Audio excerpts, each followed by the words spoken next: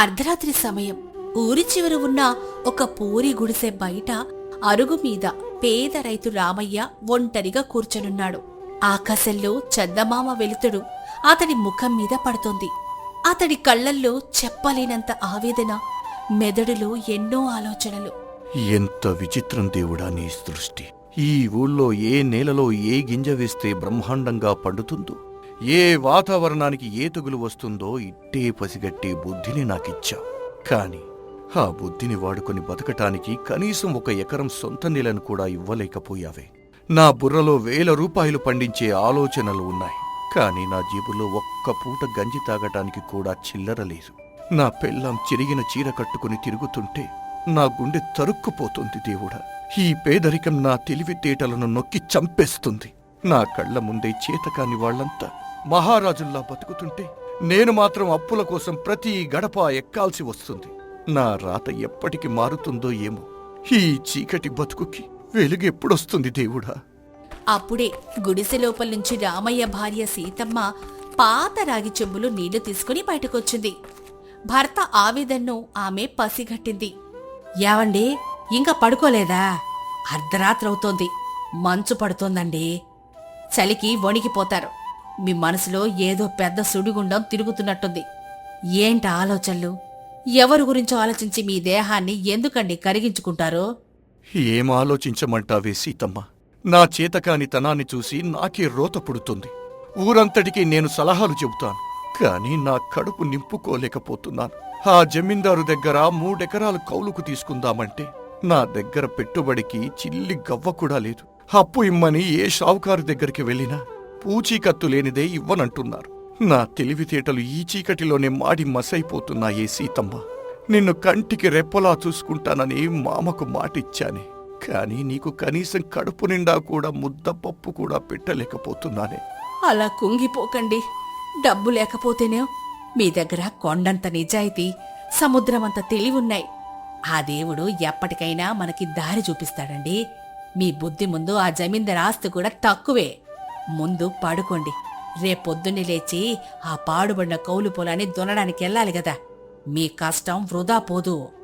మరుసటి రోజు ఉదయం రామయ్య తన గుడిసె నుంచి కౌలుకు తీసుకున్న పొలం వైపు నడుచుకుంటూ వెళ్తున్నాడు. భుజం మీద నాగలుంది. వాతావరణం ప్రశాంతంగా ఉంది. మట్టి వాసన పీలుస్తూ నడుస్తూ ఉన్నాడు. గాలివాటం చూస్తుంటే ఈసారి వానలు ముందే వచ్చేలా ఉన్నాయి. మట్టిలో తేమ అడుగుకుపోయింది. గాలిలో పదును లేదు. ఈ వాతావరణంలో అందరిలాగా వరివేస్తే ఖచ్చితంగా తెగులు పట్టి నాశనమవుతుంది.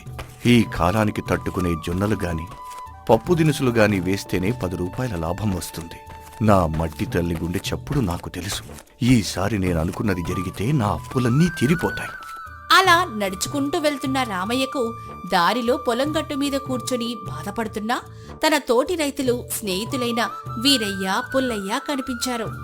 ఏంట్రా వీరయ్య, పుల్లయ్య అలా డీలాపడి కూర్చున్నారు? వానాకాలం వస్తోంది, పొలం పనులు మొదలు పెట్టలేదా? ఏం మొదలు పెట్టమంటావురా రామయ్య? పోయిన ఏడు వేసవి వరి పంట పురుగు పట్టి నాశనమైపోయింది. ఉన్న అప్పులు తీరలేదు. ఇప్పుడు కొత్తగా ఏం వేయాలో పాలుపోవటం లేదురా. మళ్ళీ వరి వేద్దామంటే భయమేస్తోంది. అవును రామయ్య, అసలే ఆ జమీందారు కోలు డబ్బులు ముక్కు పిండి వసూలు చేస్తాడు. మొన్నొచ్చి వారం రోజుల్లో వడ్డీ కట్టకపోతే ఇల్లు జప్తు చేస్తానని బెదిరించిపోయాడు. ఏ పంట వేస్తే లాభం వస్తుందో తెలియక తల పట్టుకుంటున్నాం. ఏ చెరువులోనే దూకి చావాలనిపిస్తోందిరా. నా మాట వినండిరా. ప్రాణాలు తీసుకోవటం పిరికివాళ్ల లక్షణం. ఈ సంవత్సరం గాలివాటం తేడాగా ఉంది. వానలు పడినా మధ్యలో ఎద్దడి వస్తుంది. మీరు వరి వేయకండి. దాని బదులు కందులు, పెసలు వేయండి. తక్కువ నీరు అవసరం. పైగా గాలిలో ఉన్న తేమకు తెగులు రాదు. నేను కూడా నా 2 ఎకరాల కౌలు పొలంలో కందులే వేస్తున్నాను. నన్ను నమ్మండి. ఏంట్రా రామయ్య నువ్వు చెప్పేది? తరతరాలుగా వానాకాలంలో వరి వేయడమే కదా మన ఆచారం. నువ్వేదో కొత్తగా కందులు వేయమంటున్నావు. రేపొద్దున పంట పండకపోతే మా ఉసురు నీకు తగులుతుందిరా. మా బతుకులు రోడ్డున పడతాయిరా. అలా అనకురా పుల్లయ్య. రామయ్యకు ఈ మట్టి గుణం మనకంటే బాగా తెలుసు. వాడు ఎప్పుడూ తప్పుడు సలహా ఇవ్వనే ఇవ్వడు. రామయ్య, నేను నీ మాట నమ్మి ఈసారి కందులే వేస్తాన్రా. సచ్చినా బతికినా నీ మాట మీదే నిలబడతాను. రామయ్య చిరునవ్వు నవ్వి తన పొలానికి వెళ్లిపోయాడు. 3 నెలలు గడిచాయి. పగటి సమయం. రామయ్య చెప్పినట్లే వానలు మధ్యలో ఆగిపోయాయి. ఎండలు మండిపోయాయి. ఊర్లో వరి వేసిన వాళ్ళందరి పంటలు కూడా ఎండిపోయి తెగులు పట్టి నాశనమయ్యాయి. రైతులంతా కన్నీరు మున్నీరుగా ఏడుస్తున్నారు. కాని రామయ్య, వీరయ్య వేసిన కంది పంట మాత్రం బ్రహ్మాండంగా పండి ఏపుగా పెరిగి చేతికొచ్చింది. ఊరి జనాలు ముక్కున వేలేసుకుంటున్నారు. రామయ్య భార్య సీతమ్మ చేను దగ్గర పనిచేస్తూ ఉండగా ఊరి మహిళ లక్ష్మమ్మ అక్కడికొచ్చింది. ఏమే సీతమ్మ, నీ మొగుడికి నిజంగానే చేతబడి విద్య అని తెలుసా ఏంటే? ఊరంతా వరివేసి ఏడుస్తుంటే మీ ఆయన తెలివిగా కందులేసి బంగారాన్ని పండించాడు. మీ పంట చూస్తుంటే 2 కళ్ళు చాలడం లేదే. ఊళ్ళో ఎవరి నోట విన్నా మీ మొగుడి పేరే వినిపిస్తోంది. నా మొగుడికి శాతబడి రాదు లక్ష్మమ్మ, కాని మట్టితో మాట్లాడే విద్య బాగా తెలుసు. వాతావరణాన్ని బట్టి ఏ పంట వేయాలో ఆయన బుర్రకు తట్టినంతగా ఈ ఊళ్ళో ఎవ్వరికి తట్టదు. ఆయన కష్టం, తెలివి 2 కలిస్తేనే ఈ మట్టి బంగారం పండుతుంది. ఈ పంటతో మా దరిద్రం వదిలిపోతుంది. అదే ఊరిలో అత్యంత గర్వాంధుడైన భూస్వామి జమీందారు గజపతి వరండాలో కూర్చొని కోపంతో రగిలిపోతున్నాడు. 100 ఎకరాలున్న గజపతి వరి పంట మొత్తం నాశనమై అతడి నమ్మకస్తుడైన బంటు సాంబా అక్కడే నిలబడున్నాడు. ఏంట్రా సాంబయ్య ఇది? 100 ఎకరాలు ఉన్న నా పంట కాలి బూడిదైపోయింది. కాని నా దగ్గరే కౌలికి తీసుకుని నా దయా దాక్షణ్యాల మీద బతికే రామయ్యగాడి చేనులో మాత్రం కందులు కడకడలాడుతున్నాయట. వాడు నన్ను మించిపోవడమా? తరతరాలుగా ఈ ఊరిని ఏలుతున్న నాకంటే ఆ గుడిసెలో పడుకునే దరిద్రుడు ఎక్కువ లాభం సంపాదించడమా? నా కాళ్ళ దగ్గర పడి ఉండే పురుగు నాకంటే ఎత్తుకు ఎదుగుతాడా? అయ్యా గజపతి గారు, వాడు చాలా తెలివైన వాడయ్యా. ఏ గాలికి ఏ పంట వెయ్యాలో వాడికి బాగా తెలుసు. ఈసారి వాడికి వచ్చిన లాభంతో వాడి కౌలు అప్పంతా తీరిపోతుంది. రేపొద్దున సొంతంగా వాడు పొలం కొనుక్కున్నా ఆశ్చర్యపోనక్కర్లేదు. వాడిని ఇలాగే వదిలేస్తే ఊళ్ళో మీకంటే వాడికే మర్యాద పెరుగుతుందయ్యా. జనాలు వాడి చుట్టూ చేరుతారు. వాడికి ఆ అవకాశం రాకూడదు సాంబా. వాడి పంట రేపు పొద్దున వాడి చేతికి వెళ్ళకూడదు. ఈ రాత్రికి రాత్రే వాడు చేను పక్కన ఉన్న పెద్ద కాలువగట్టును తెగ్గొట్టండి. ఆ వరద నీరంతా వెళ్లి వాడి కంది చేనును ముంచెత్తాలి. తెల్లారేసరికి వాడి పంట బురదలో కలిసిపోవాలి. ఆ బురదలోని వాడు కూడా కలిసిపోవాలి. వాడి తెలివితేటలు, వాడి కష్టం నా ముందు మోకరిల్లాలి. వెళ్ళు, వెంటనే ఆ పని ముగించు. సాంబా క్రూరంగా నవ్వి అక్కడి నుంచి వెళ్ళిపోయాడు. మరుసటి రోజు ఉదయం రామయ్య ఆనందంగా పంటను కోయడానికి కొడవలు తీసుకుని చేనుకెళ్లాడు. కాని అక్కడ దృశ్యం చూసి అతడి గుండె ఆగిపోయినంత పనైంది.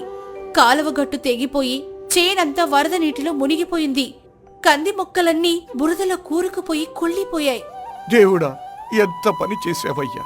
రేపు చేతికొస్తుందనుకున్న పంటను రాత్రికి రాత్రి బురద పాలు చేశావా? వానలు లేవు కదా, ఈ కాలువగట్టు ఎలా తెగింది? ఇది ఖచ్చితంగా ఆ గజపతి గాడి పనే.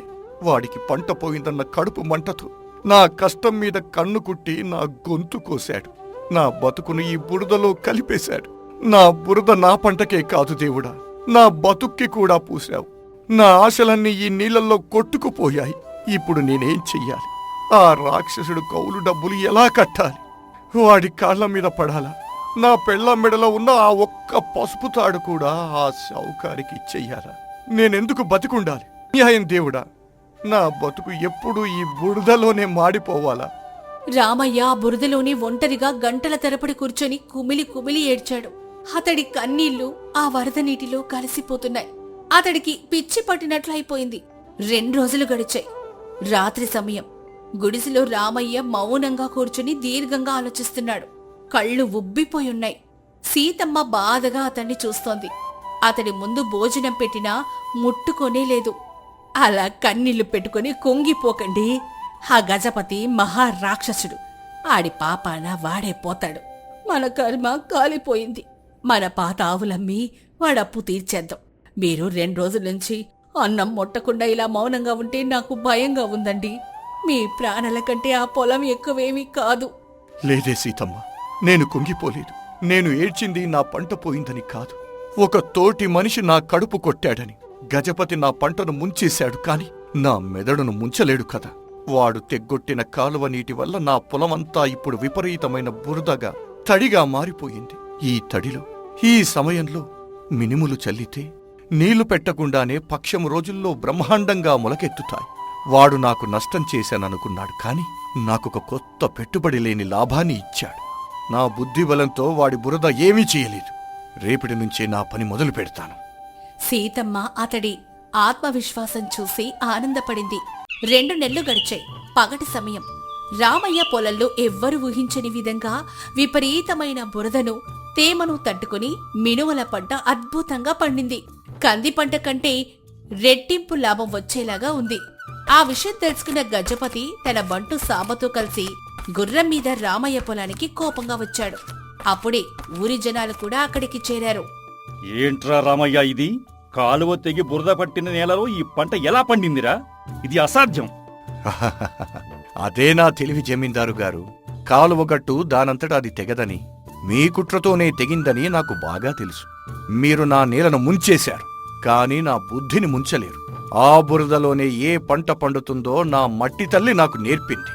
ఒకరి ఎదుగుదలను చూసి ఏడ్చేవాడు ఎప్పటికీ బాగుపడడయ్యా. మీరు నా గొంతు కొయ్యాలనుకున్నారు, కాని ఆ దేవుడు నా చేతికి కత్తి ఇచ్చాడు. మీ కౌలు డబ్బులు మీ ముఖాన కొట్టి నా సొంత పొలం కొనుక్కునేలా చేశాడు. ఇక మీదట నా ముందు మీ అహంకారం పనిచెయ్యదు. గజపతి అహం దెబ్బతిని అవమాన భారంతో తలదించుకున్నాడు. ఊరి జనాలు అతన్ని చీదరించుకున్నారు. అప్పుడే గ్రామ పెద్ద కొండలరావు అక్కడికొచ్చాడు. గజపతి గారు, డబ్బు మదంతో ఒక పేద రైతు కడుపు కొట్టాలని చూశారు, కాని వాడి తెలివి ముందు మీరు ఓడిపోయారు. ఇక మీదట రామయ్య జోలికి వస్తే నేను ఊరుకోను. రామయ్య, నీ కష్టం, నీ తెలివి ఈ ఊరికి ఆదర్శంరా. ఊరి జనాలు రామయ్యను చప్పట్లతో అభినందించారు. రామయ్య, సీతమ్మల ముఖంలో ఒక ఆత్మగౌరవం, పేదరికాన్ని జయించిన ఆనందం వెల్లివిరిశాయి. మరి ఈ కథ నీతేంటంటే, ఇతరుల ఎదుగుదలను చూసి అసూయపడేవారు ఎప్పటికీ బాగుపడరు. కష్టాలెదురైనప్పుడు కుంగిపోకుండా మన తెలివితేటలతో, ఆత్మవిశ్వాసంతో ఆలోచిస్తే ఏ సమస్యకైనా పరిష్కారం దొరుకుతుంది. కుట్రలు చేసేవారిపై విజయం మన సొంతమవుతుంది. వెంకటాపురం గ్రామంలో ఆకాశం నల్లటి మబ్బులతో కమ్ముకొని ఉంది. ఏకధాటిగా కుంభవృష్టి కురుస్తోంది. ఊరి చివర ఉన్న ఒక పాత పూరి గుడిసెలో పార్వతమ్మ అనే ముసలవ్వ ఒంటరిగా కూర్చొని ఉంది. గుడిసె పైకప్పు చిల్లుల నుండి వర్షం నీళ్లు లోపల పడుతున్నాయి. 2 రోజులుగా ఆమె కడుపులో ఒక్క అన్నం మెతుకు కూడా పడలేదు. ఆకలితో ఆమె ప్రాణం విలవిల్లాడిపోతోంది.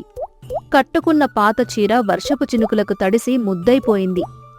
చలిగాలి ఆమె వయసైపోయిన ఎముకలను కొరికేస్తోంది. ఏమి రాత రాశావు దేవుడా నాకు? ఈ వానలో నా బ్రతుకు ఇంత దరిద్రంగా తగలబడిందేంటి? 2 రోజులుగా కడుపులో చుక్క నీళ్లు తప్ప ఒక్క అన్నం మెతుకులేదు. ఆకలితో నా పేగులు ముక్కలైపోతున్నట్లు నొప్పి పుడుతోంది. ప్రాణం గాల్లో ఆడుతోంది. నా మొగుడు బ్రతికి ఉన్నప్పుడు నన్ను మహారాణిలా చూసుకున్నాడు. ఆయన పోయిన తర్వాత ఈ ఊరు నన్ను ఒక బిచ్చగత్త కంటే హీనంగా చూస్తోంది. పండుగ వస్తే తలారా స్నానం చేయించి నా చేతికి కొత్త గాజులు తొడిగి మురిసిపోయేవాడు.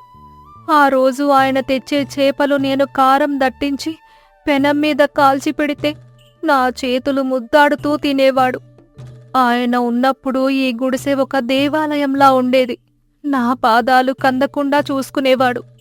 ఇవాళ ఈ కటిక నేల మీద పడి వాన నీళ్లల్లో తడుస్తుంటే కనీసం పలకరించే నాథుడు లేడు. నా కడుపులోని ఆకలి మంట ఈ కుంభవృష్టి వానకు కూడా చల్లారడం లేదు. ఈ కడుపు మంటను నేను భరించలేను. పార్వతమ్మ ఏడుస్తూ ఉండగా వర్షంలో తడుస్తూ ఊరి జమీందారు రామచంద్రారావు, వడ్డీ వ్యాపారి కొండయ్య అటుగా వచ్చారు. వర్షం ఉధృతమవ్వడంతో వాళ్లు తలదాచుకోవడానికి పార్వతమ్మ గుడిసె అరుగు మీద నిలబడ్డారు.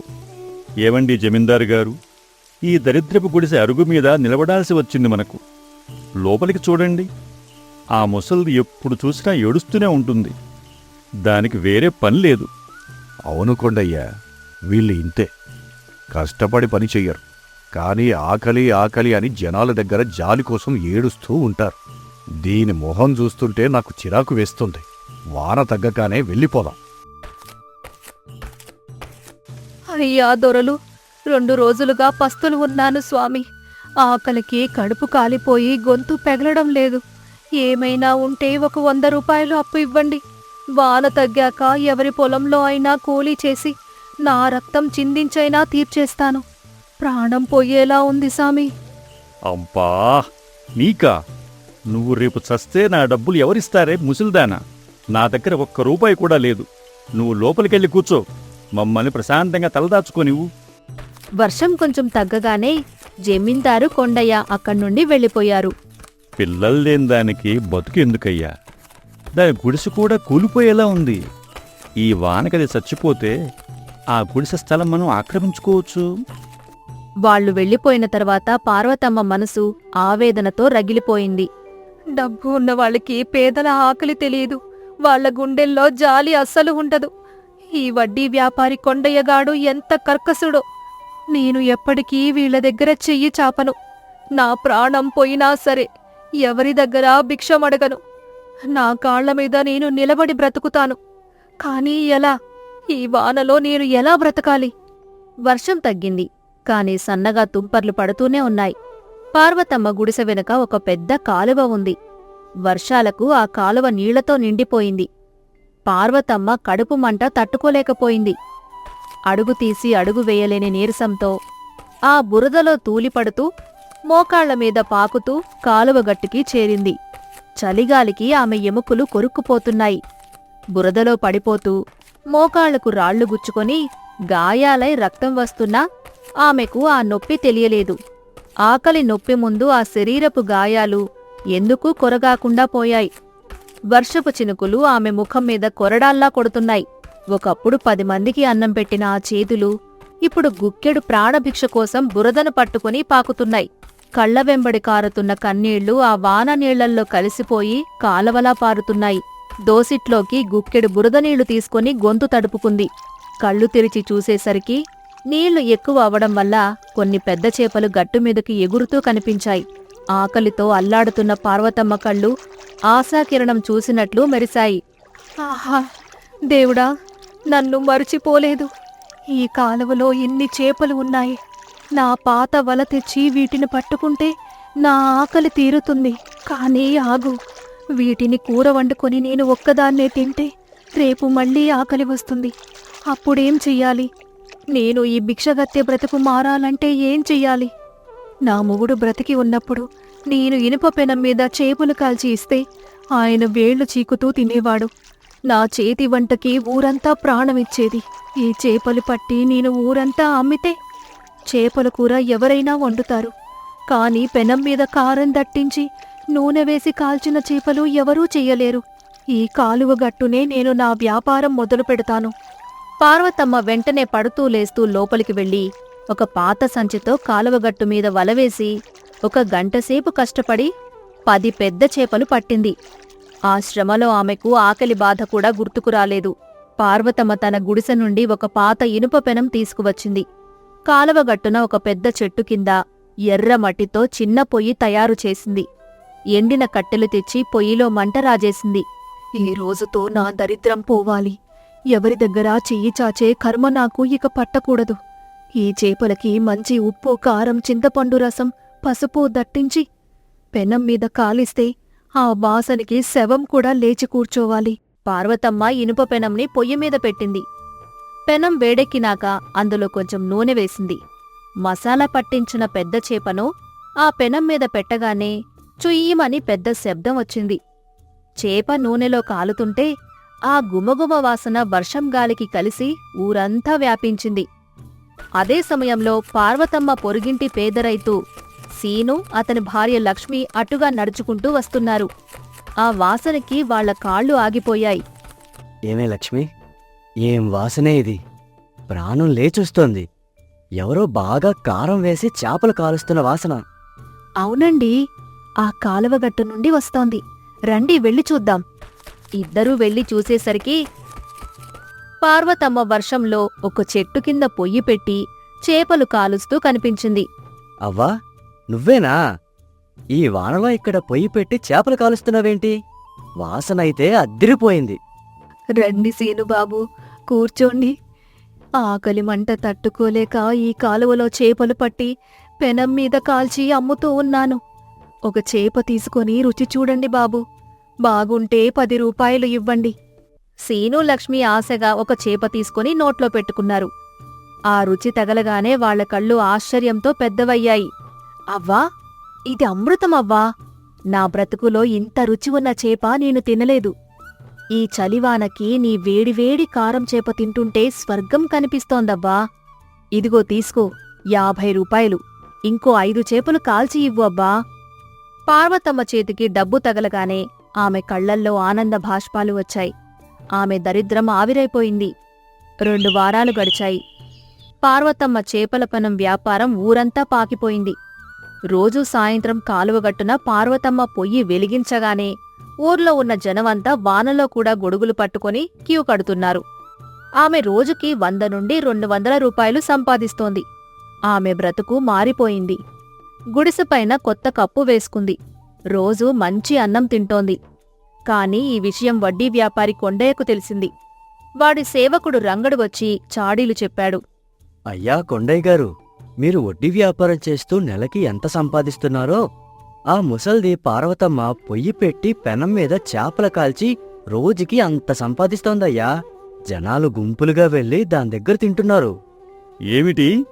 ఆ పిచ్చి ముసల్ది డబ్బు సంపాదిస్తోందా? నిన్నగాక మొన్న నా దగ్గర భిక్షం అడిగింది. నాకంటే ఎక్కువ సంపాదించడమా? ఇది నేను సహించను. ఆ కాలువ నా పొలం పక్కన ఉంది.